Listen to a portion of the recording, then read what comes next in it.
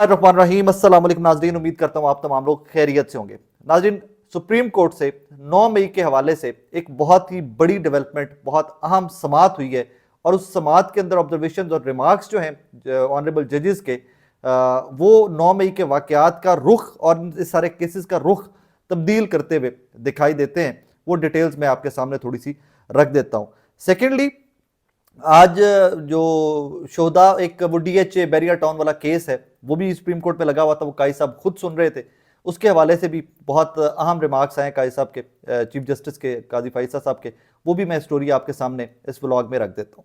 अच्छा, 9 मई के वाकयात में हमने देखा कि 9 मई के वाकयात के अंदर जमानतें काफ़ी सारे लोगों की हो गई हैं। स्पेशली लाहौर के जो जेलों के अंदर लोग थे, वो तो मैं केसेस खुद फॉलो करता रहा हूँ।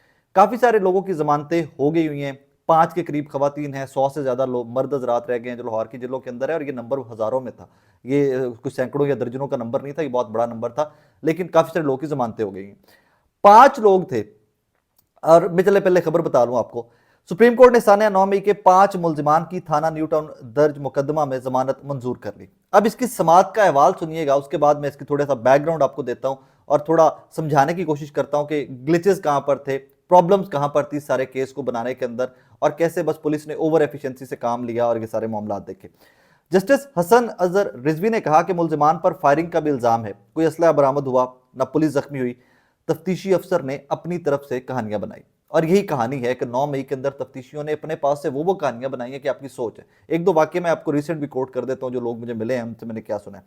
जस्टिस हसन अजहर रिजवी ने सवाल किया कि मुलजिमान के खिलाफ क्या शवाहिद है, क्या सीसीटीवी फुटेज कैमरों से शनाख्त हुई। तफ्तीशी अफसर ने जवाब दिया कि हमजा कैंप समेत दीगर मकामात के कैमरे मुजाहिरीन ने तोड़ दिए थे। इस पर जस्टिस जमाल मंदुखिल ने रिमार्क्स दिए कि इसका मतलब है कि मुलजिमान के खिलाफ कोई सबूत नहीं, सिर्फ पुलिस के बयानात हैं। अब कहानी क्या होती है कि रिमेंबर वन थिंग, कि कोई भी सीसीटीवी कैमरा जब तोड़ा जाता है तो उससे पहले की सारी फुटेज हार्ड ड्राइव में या जो भी सोर्स रखा गया होता है बैकअप के ऊपर, उसके अंदर सेव्ड होती है। आप उस टाइम तक की फुटेज तो ला सकते हैं कि जहां पर वो कैमरे को डंडा मारकर या पत्थर मारकर कोई भी मुजाहिरीन में से कोई बंदा भी तोड़ रहा है। उससे पहले की भी कोई फुटेज अभी तक मंजरे आम पर नहीं आई।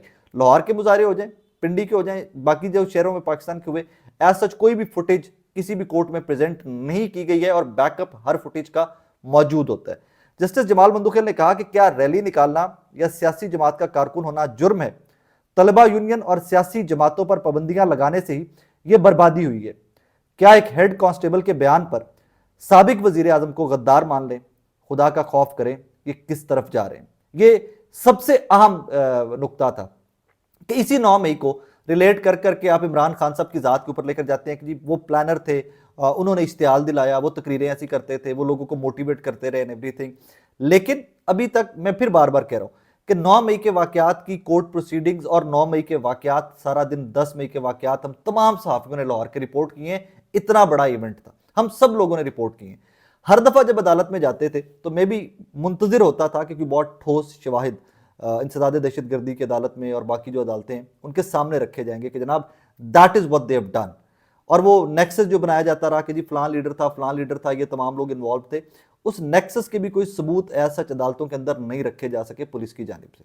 हाँ, एक चीज़ मैं बार बार अदालतों में सुनता आया हूँ कि जब भी कोई बेल लगती थी किसी मुलजिम की तो जनाब कह देता था कि रिकॉर्ड ही नहीं है हमारे पास।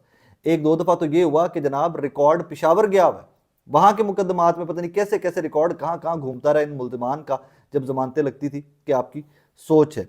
आगे बढ़िए, तो जस्टिस जमाल मंदुखिल ने इस्तफसार किया कि क्या मुकदमा में दहशतगर्दी की दिफात क्यों लगाई गई है। वकील पंजाब हुकूमत का कहना था कि मुलजिमान ने ISI कैंप पर हमला किया, जिस पर जस्टिस जमाल मंदुखिल ने कहा कि आपको इल्म भी नहीं कि दहशतगर्दी होती क्या है, and as a matter of fact इनको वाकई में नहीं पता कि दहशतगर्दी क्या होती है जो लोग इन्वेस्टिगेट कर रहे थे। जस्टिस जमाल मंदुखिल का कहना था कि दहशतगर्दी, अल्लाह माफ़ करे, अल्लाह पाक हमारे मुल्क को, हमारे बच्चों को, सबको महफूज रखे। जस्टिस मंदुखिल ने कहा कि जनाब दहशतगर्दी APS और कोयटा कचहरी में हुई थी, रैलियां निकालना कहाँ से दहशतगर्दी हो गई। बाद अदालत ने मुलजमान की जमानत 50,000 के मुचलकों के एवज मंजूर कर ली। अब इसका जो पॉजिटिव साइड थी, जमानतें होगी लोगों की, अल्लाह पाक सबको कानून के तहत सुरखरू करे, जो कानून कहता है इस मुल्क का, जो आइन कहता है उसके दायरे के अंदर रहते हुए तमाम जो बेगुनाह हैं उनको घरों तक पहुंचाए। अब इस सारे मामले के अंदर जो रिमार्क्स आए हैं इनको वो एंगल पे देख लीजिए कि जिन लोगों ने 10-10 महीने जेलें काटी हैं, जो 9 मई 10 मई उसके बाद की डेटों की गिरफ्तार हैं, अभी तक जेलों के अंदर हैं, उनके उस टाइम की कीमत कौन देगा? इसी को कल के एक बयान से मिला लीजिए। आसमा शिराजी साहिबा हमारी बड़ी सीनियर सहाफ़ी हैं, उनके शो में अता तारड़ साहब ने फरमाया है कि जनाब वो लोग जो बेगुनाह हैं उनकी रिहाई पर बातचीत चल रही है। वो बेगुनाह है तो उनकी रिहाई के ऊपर बातचीत तो चल रही है अता तारड़ साहब, लेकिन जो उन बेगुनाहों ने बेचारों ने 10 महीने के करीब टाइम जेलों के अंदर काटा है, जिनके खानदान तबाह बर्बाद हो गए हैं, जिनके कारोबार तबाह हो गए हैं, जिनके बच्चों के स्कूल छूट गए हैं, जिनकी बच्चियों की शादियां थी वो खत्म होगी, कैंसिल होगी। मैं जाती तौर के ऊपर जानता हूं ऐसे कैदियों को कि जिनकी बच्चियों की शादियों की डेट्स थी और वो गिरफ्तार हुए हैं तो उनकी वो शादियां खत्म हो गई, मतलब वो रिश्ते ही टूट गए हैं। मैं जाती तौर के ऊपर जानता हूं कि लोग छोटे मोटे बिजनेस करके, कारोबार करके अपनी फैमिली का पेट पालते थे, उनके बच्चे, उनकी बेगमात भीख मांगने पे आई। मैं जाती तौर के ऊपर जानता हूं, मैं जाती तौर के ऊपर जानता हूं कि लोगों के जो किराए के घरों में लोग रह रहे थे, उन लोगों के घरों के जो मालिकान थे उन्होंने उनको आकर कहा जी घर खाली कर दे हमारा, आप तो 9 मई के वाकयात में नॉमिनेटेड हैं, मुलव्विस हैं, हमारे घर खाली कर दें।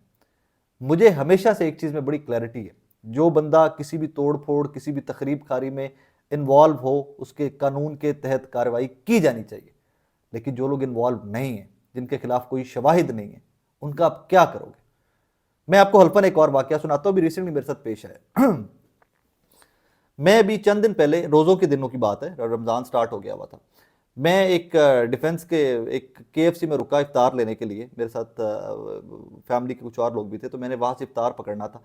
तो बच्चों ने कहा KFC चाहिए, तो आई जस्ट वेंट देयर। तो मैं वहाँ से ख़रीद रहा था जो भी मुझे चाहिए था। तो एक KFC के मुलाजमीन में से एक साहब मेरे पास आ गए, क्योंकि वो अब जब आप रिक्वेस्ट करते हो फूड की तो थोड़ा वेट होता है, तो मैं थोड़ा सा साइड पे आके बैठ गया KFC में। तो एक साहब वहाँ पे KFC का स्टाफ था, वो मेरे पास चलते हुए आए, तो मिले मुझे आके, आप खैरियत से? मैंने कहा जी मेहरबानी, अल्लाह का बड़ा शुक्र है। तो मुझे कहते हैं मुझे एक वाकया मेरे साथ हुआ है रिसेंटली, मैंने सिर्फ आपको वो बताना था। मैंने कहा जी बताइए।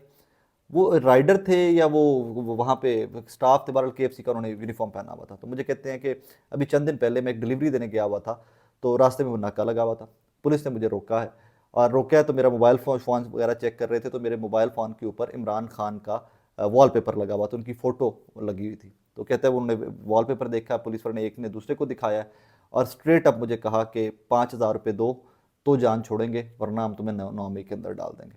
कहता है यकीन माने कि वो 5,000 पास जो डिलीवरियों के पैसे इकट्ठे कुट्ठे थे मेरे पास, मैंने पता नहीं कैसे इकट्ठे करके दिए, और पता नहीं मेरी सैलरी भी उसने मुझे बताई कि थोड़ी सी सैलरी है, वो 5,000 भी मेरे ऊपर कर्ज है।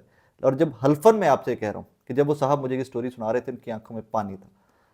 मतलब क्या कर रहे हो? 9 मई के बार बार बार बार बंदा, हर बंदा इसके ऊपर मुत्तफिक है, हर साफ़ी, हर पाकिस्तानी, हर जज, हर फौजी, हर सिविल ब्यूरोक्रेट एक चीज़ के ऊपर मुत्तफिक है कि जो इन्वॉल्व हैं उनके खिलाफ कार्रवाई कीजिए, मासूमों को साइड पर कर दीजिए। और इसमें पुलिस ने अजीब सा एक रवैया रखा है, स्पेशली पंजाबियों के साथ, कि अभी तक वो समझ नहीं आती कि किस तरह लोगों को जियो फेंसिंग की गई, उसके अंदर हज़ारों लोग आ गए। तो यार जियो फेंसिंग में तो फिर बहुत सारे लोग वो भी जिनके घर भी थे वहाँ पर, वो भी आ गए होंगे। मुझे नहीं इसकी समझ आ सकी अभी तक। मैंने इसको बहुत क्लोजली इस सारे केसेस को फॉलो किए, लेकिन अच्छी बात ये कि ये सुप्रीम कोर्ट से जो जमानतों वाला मामला सामने आ रहा है ना, इसके बाद लगता यह है कि कानूनी तरीकाकार कम अज़ कम कुछ इख्तियार ज़रूर किया जाएगा कि अब जो बाकी लोग हैं, जो भी बाकी जेलों के अंदर है, सुप्रीम कोर्ट के इस फैसले के बाद उनकी ज़िंदगियां बेचारों की, जो मासूम है, फिर कह रहा हूँ जो मासूम है, उनकी ज़िंदगियां आसान हो जाएगी। इसी के साथ थोड़ा सा 2-3 चीज़ों को मिला लीजिए। इसी के साथ इमरान खान साहब की रिसेंट ज़मानतें, वो जो है उनको भी इसके साथ देखिए। और उसके बाद एक और ख़बर जो बड़ी इंपॉर्टेंट ख़बर है, लेकिन मुझे नहीं पता कि उसको लोग किस हद तक डिस्कस करते हैं कि नहीं करते, बिकॉज लोग बहुत ज़्यादा जुरत नहीं करते डिस्कस करने की when it comes to Malik Riaz sahab या बैरिया टाउन का जब नाम आता है, तो बहुत ज़्यादा उसको डिस्कस नहीं किया जाता। बहरहाल बैरिया टाउन के हवाले से भी एक खबर है, मैं वो आपके सामने रख देता हूँ कि ये आज रिमार्क्स हैं चीफ जस्टिस साहब के, वो बहरिया टाउन और वो DHA और वो सारी जो डील्स थी कोई इनकी, वो सारे मामलात, उसका केस लगा हुआ है। उस पर चीफ जस्टिस साहब ने पूछा कि ये शोधा के नाम पर DHA हासिल करके ज़मीन आगे बेची गई है, और इसके ऊपर चीफ जस्टिस ने इजहार बरहमी का इजहार किया। चीफ जस्टिस काजी फाइज ने सवाल किया कि DHA की कानूनी हैसियत क्या है, तो वकील DHA ने जवाब दिया कि DHA 2005 में सदारती ऑर्डर से अमल में आया, जिसका मकसद शोहदा और जंग के मुतासरीन को प्लॉट देना था। जस्टिस इरफान सादत ने सवाल किया, क्या यह दुरुस्त है कि 3,000 कनाल ज़मीन रावलपिंडी में revenue employees cooperative housing society से बहरिया टाउन ने हासिल करके डीएचए को दी और डीएचए ने शोहदा और जंग मुतासरीन को देने के बजाय अस्करी 14 बना दिया। वकील के मस्बत जवाब पर चीफ जस्टिस बरहम हो गए। कहा, शोहदा की तजलील करने नहीं देंगे, शोहदा शोहदा करके खेल ना खेलें, पैसे कमाने हैं तो कमाएं, शोहदा का नाम मत इस्तेमाल करें। अब ये भी ये आज जो 2-3 जो ऑनरेबल जजेस हैं, मैं तो हमेशा से कहता हूँ कि ऑनरेबल जजेस, क्योंकि उनके लिए लफ्ज़ ये है कि ऑनरेबल जजेस हैं। ऑनरेबल जजेस के ये 2-3 9 मई को देख लीजिए, ये देख लीजिए, तो कुछ हवा बदली बदली सी लग रही है मुझे तो।